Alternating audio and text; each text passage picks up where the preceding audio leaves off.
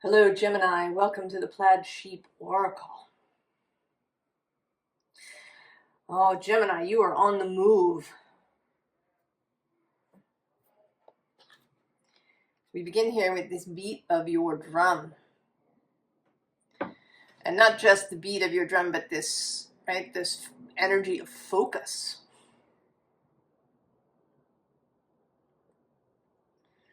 For sure, the woodpecker is a symbol of focus on a singular goal. On a singular choice. And we have that, and then we also have here in the scene underlying this self-love card, right, with this kind of Gemini reflection. And people often talk about the Gemini faces facing in opposite directions, like Janus, the god Janus, with one face to the past and one to the future. But Gemini is not trapped that way. Right? Gemini is two people, Castor and Pollux. Gemini can also face itself, coming together. Below that is the Kingdom card.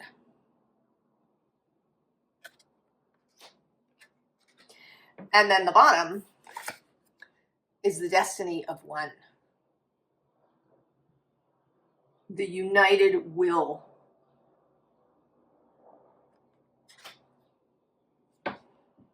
That you are really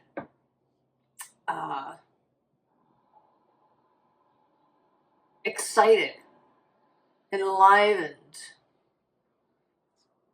by this new direction that you've chosen, that has been showing up for you. This commitment.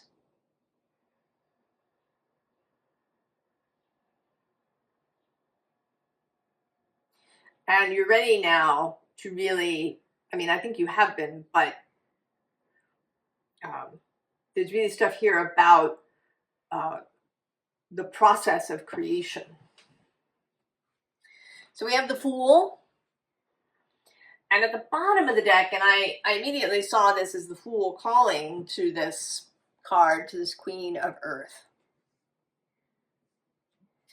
And the Queen of Earth not as a person, but as the personification of physical reality, of that which is built. This combination of Venus and Saturn that's been sitting in the sky and will continue until the end of April. She pulls away. At the end of April, Venus enters Aries, re-enters Aries on April 30th. She's still moving a little slowly. She doesn't enter Taurus again until June 6th.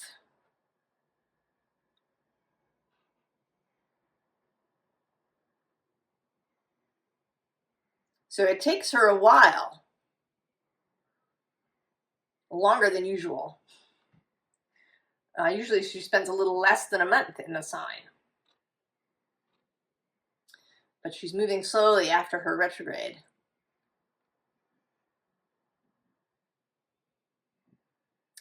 And I think that in Aries, she's moving sextile to Gemini. That's a partnership energy, a real, working together well. Right, this Aries Fool energy and Venus. If you've been with me for a little bit, I don't really subscribe to this idea that planets are uncomfortable in certain signs. Venus is said to be in her detriment in Aries because she's in her rulership, her domicile in Libra. But I think it's our problem, not Venus's. we're the ones that are uncomfortable with Venus in that Aries energy.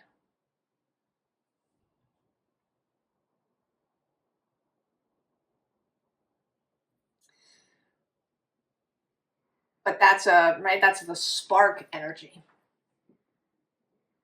And then she enters Taurus. She's going to move through Taurus more at her normal speed. And on July 4th, she meets Uranus in the very last degree of Taurus. Moves into Gemini. And then 3 days later, Uranus moves into Gemini. Right, the real taking off.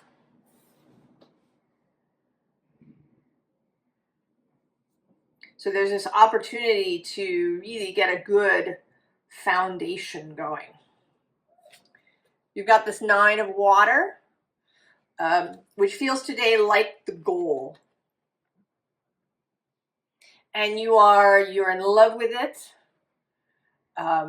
You're excited about it. You're excited, I think, about the whole process of it. I think you've fallen in love with the whole thing. That you don't just need to achieve the goal. That you're really going to enjoy the whole thing. Because we start here with this 5 of Earth. And I think there's something about the idea of having nothing, of there being nothing. Not so much that you have no resources, but that there is, it's like, if you were to buy a piece of land and it was just the ground, and then you start digging the foundation, right? But initially there's just a blank slate. The emptiness of it. Right, this seems a little bit, right, that there's a dreaming quality. I have nothing here, and I'm going to enjoy, I'm going to bask in this process of creation, of calling in all the things that I need.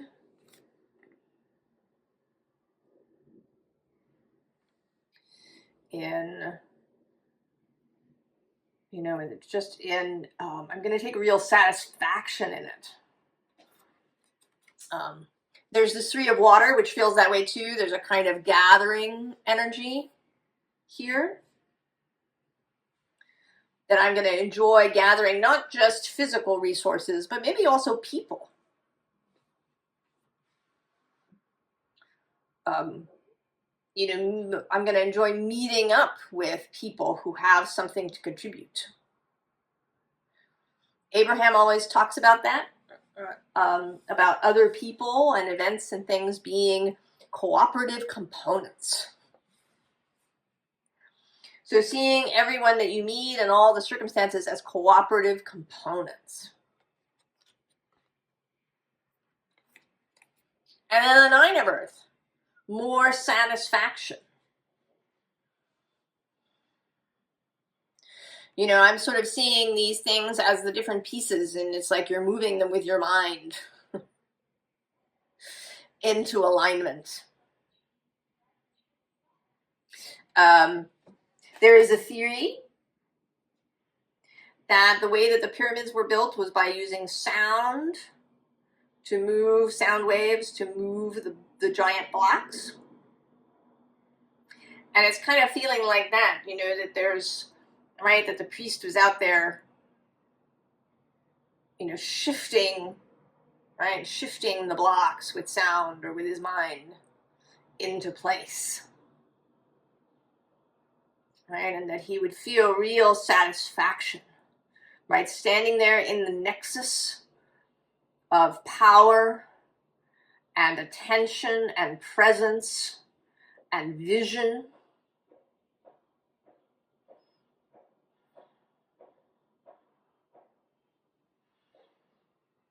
It's difficult to convey in words, but hopefully you can feel it with me.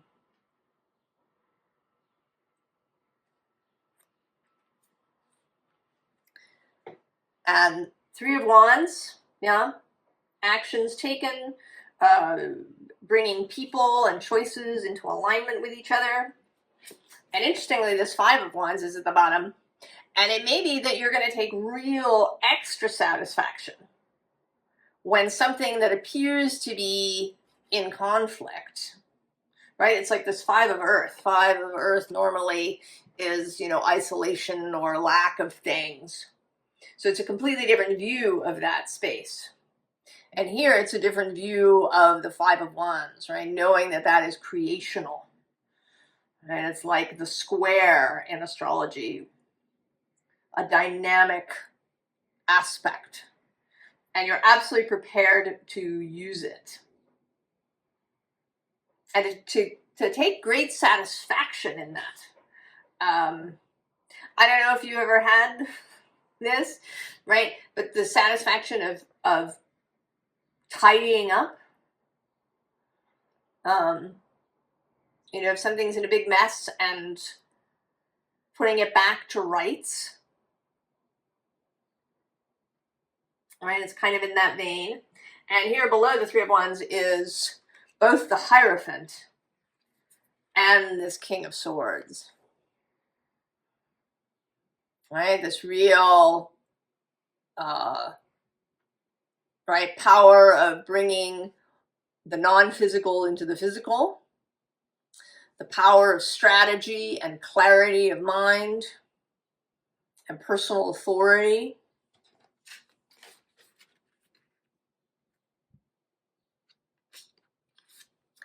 And then there's the Two of Pentacles.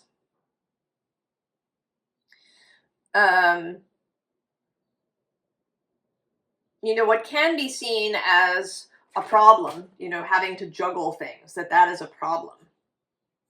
Seeing it more as a challenge, as another way that things can feel satisfactory, or,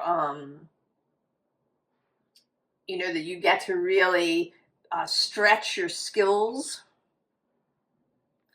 What's popping into my head now is Alex Honnold. If you know about him, he's a free climber. He climbs mountains without gear, although he doesn't do it out of the gate.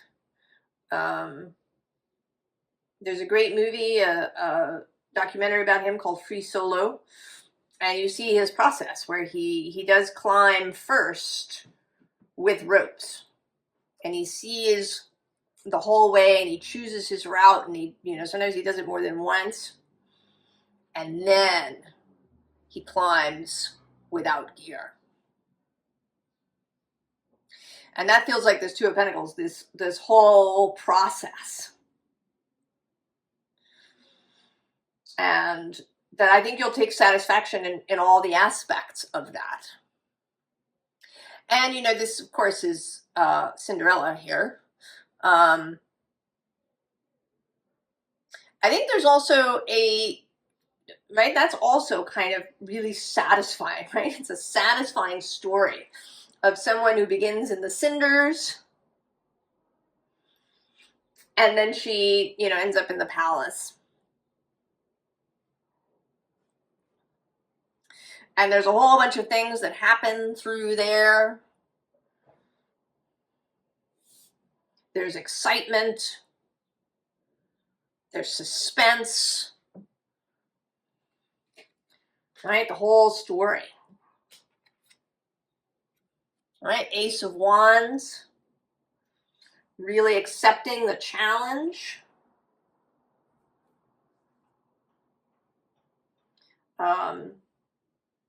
Gaining satisfaction in all the parts. Being inspired maybe by obstacles.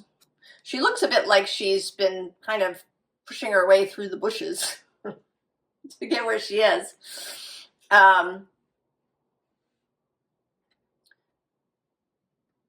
So there's a satisfaction to be gained in solving problems, in being inspired, and to be doing it not through labor or efforting or staying up all night perseverating. That we do not see. We actually have very few swords, very little air card showing up. We've seen the King of Swords, whose authority and clarity of mind. And we are going to meet the Two of Swords later. But we're not seeing the 5 or the 7 or the 9. This is clarity of mind. This is the ability to utilize all the elements. This is magician Mercury energy.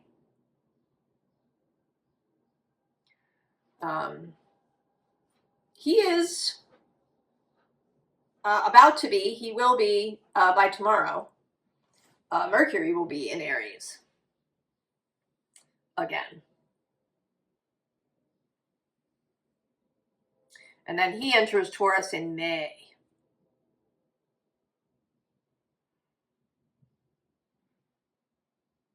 So this magician energy is on its way to you. With everything that he's learned and discovered and had conversations about with Venus and Saturn in the North Node. He'll meet up with Uranus before he gets to you.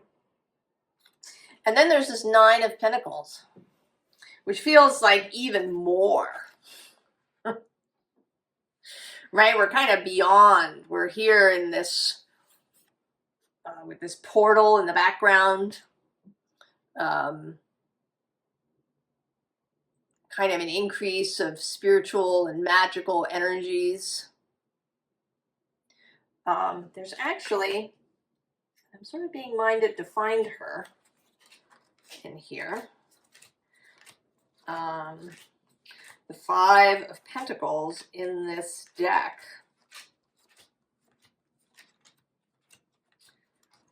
Where is she?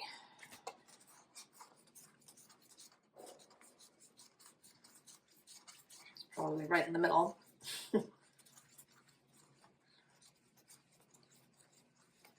There she is. Oh, she's between the Fool and the 9 of Wands.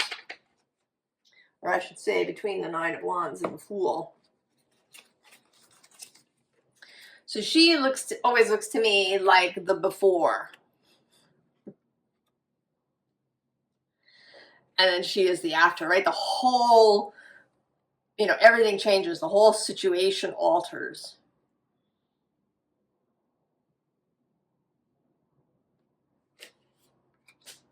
And she's sitting between this 9 of Wands of, kind of coming to the end, finishing. And then the Fool on the other side calling into this new way of being. It may be that some of you don't feel this yet, that you're still a little bit, rather than in this 5 of Earth, that you're in this.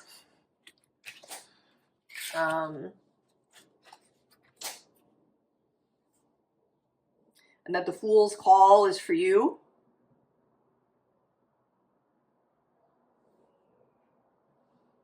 So you're absolutely going to feel it. It might be Mercury's entry into Aries when he's then sextile your sign. And then the World. And here very much a sense of having dreamed and, brought the world into being.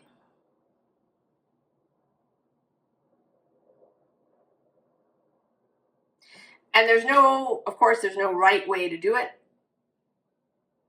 It's all about what works for you. It might involve actual magic and ritual and various techniques. It might involve getting a bunch of people together and doing it that way.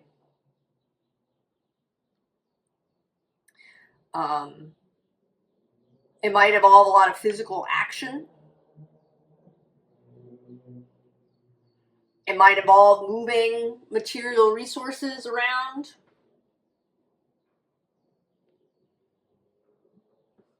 But whatever it is that you're doing and however you're doing it, you are having fun, Gemini. I mean, here too, she looks a little bit,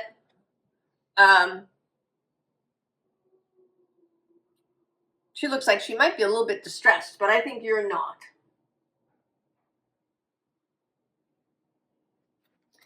Because right below is this Knight of Fungi, Knight of Pentacles. There's absolutely stability, discipline, devotion, commitment. That's all there for you. The bottom of the deck is this Ten of Fungi. So your people are with you. You know, maybe it's people in your company or where you work, or people in your family who are really excited about this new you and whatever plan you've got. There are absolutely resources.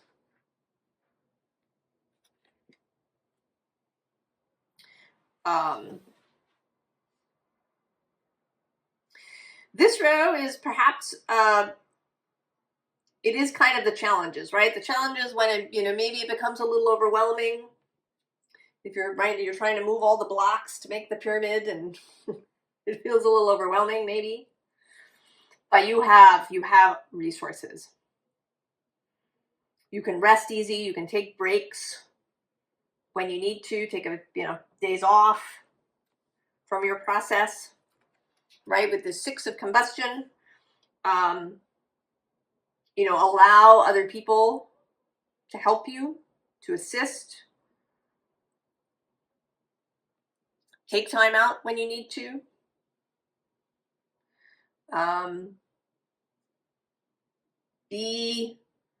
Be at ease if you're, you know, feeling extra seen. Maybe you're more public or more visible than you ever have been before, and it's a little, right? That might be a little overwhelming.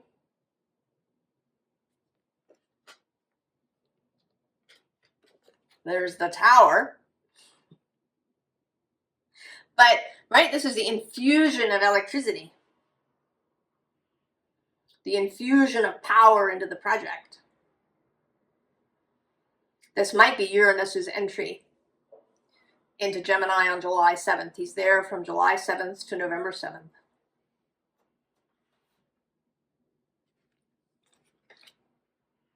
It could be that will be the most intense period for you in whatever it is you're doing, maybe.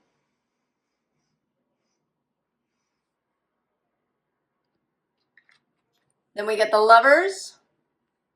Choices. There may be a lot of choices. There may be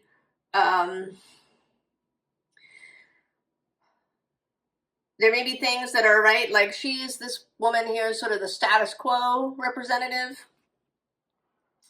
Someone who's dressed like you, who, you know, has up until this point been there for you, you know, either as a person or philosophy or, you know, the company you work for. And it may be time to choose something different.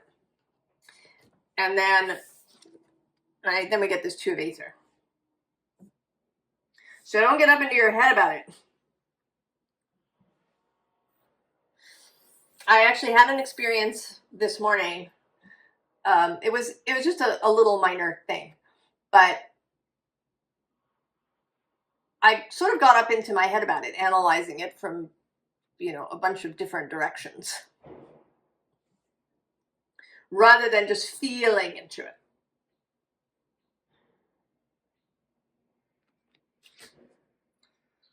Using your intuition, using your ability to know within yourself.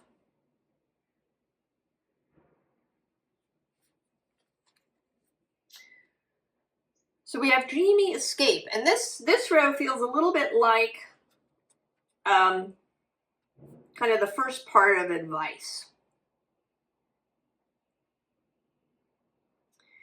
And the advice here is to kind of to take care of yourself, right?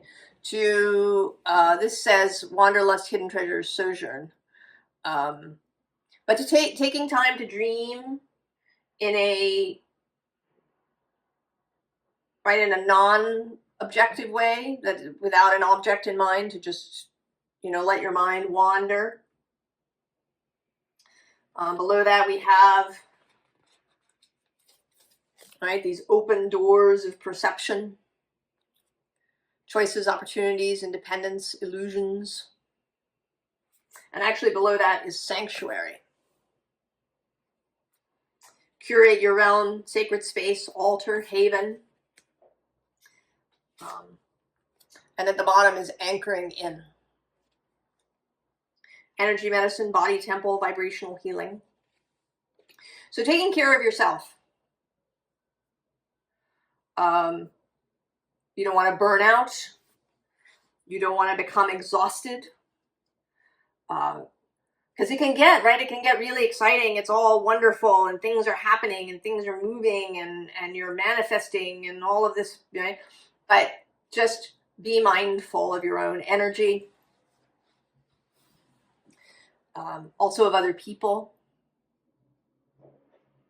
Give yourself time to, you know, get enough sleep, get enough rest, right? This grounded energy. Take time to do those things that are, you know, not associated. Read a book, go for a walk, take a few days off. Take yourself on an artist's date. If you know The Artist's Way by Julia Cameron, that's one of her techniques. To take yourself, just yourself, somewhere that excites your creativity. A museum, an art gallery, a library, an art supply store, you know, out in nature somewhere, you know, someplace where you can go dancing, or, you know, to see live music, or, right, whatever it is.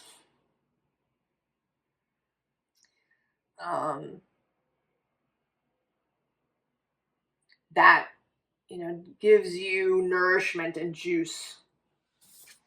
All right, sacred cave, spiritual growth, period of gestation, introspection. Also guarding your, I don't want to use the word guarding, maintaining, right? Maintaining your time.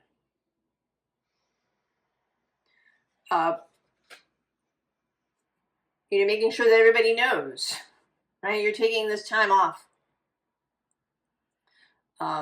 Right? This is your sacred space.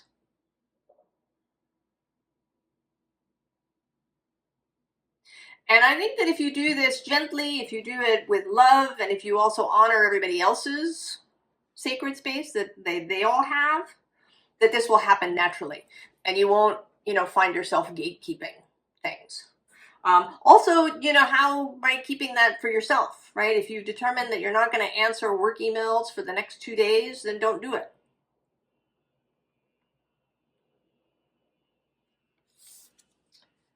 Kindred spirits. Soul, family, vibrational magnetism. Spend time with the people that you love. And spend time, you know, also without purpose. I mean, you may really, right? You may really love your business partner or the people that work for you. They may be like family. But go somewhere and don't talk about work. Just have fun. Spend time with one another. And messengers. Guardians, divine orchestration, calling, and support. Spend time with the fellowship, with your guides, with communing with your own soul.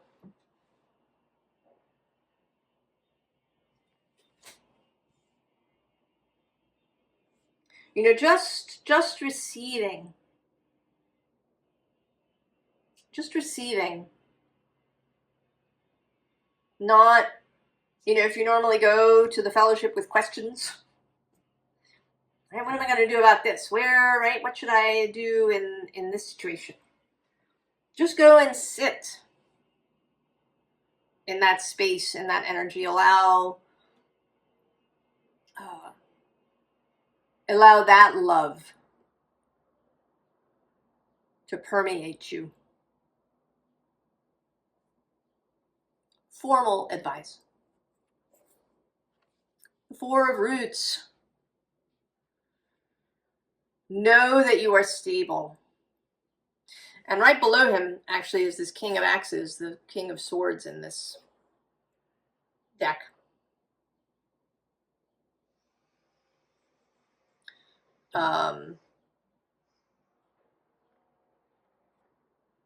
Know that you have the skills, the resources, the intellect,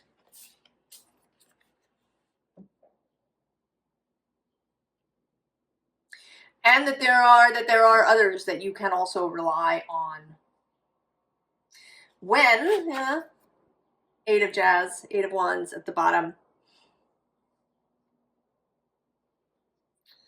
And when all of this, when the strong energies arrive,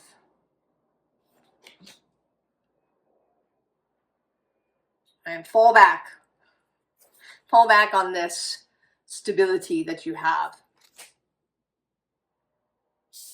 Right? The stability of friends,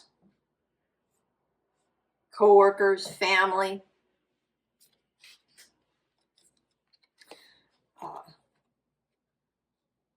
Your passion, not just for this, whatever this is that you're building, but for life itself, for love,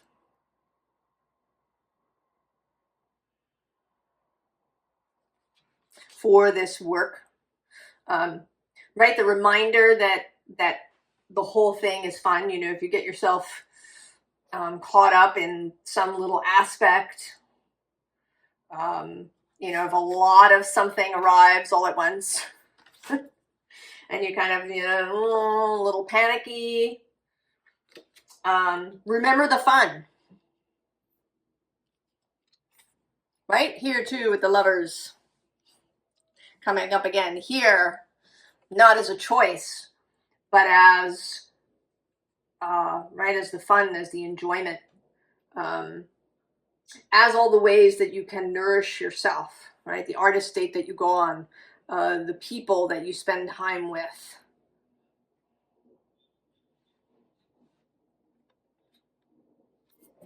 The nourishment of your body. And then the Two of Roots. Right? It's this, right? The Two of Pentacles.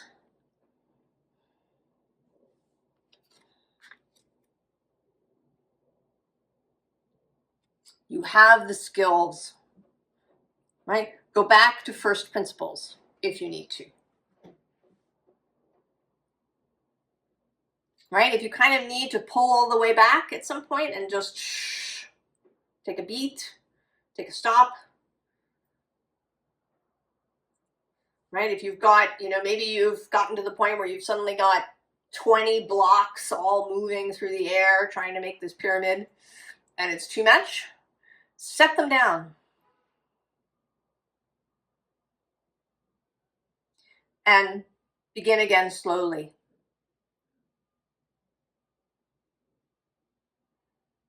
Right? Because it is about the whole process.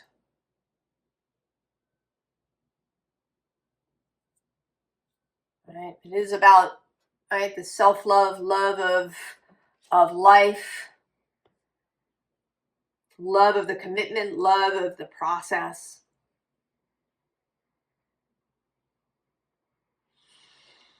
Oh, Gemini, I'm so excited for you. This all sounds and feels just so enlivening and juicy. And I hope that you're feeling it too. I wish you the best of luck. I don't think you even need it.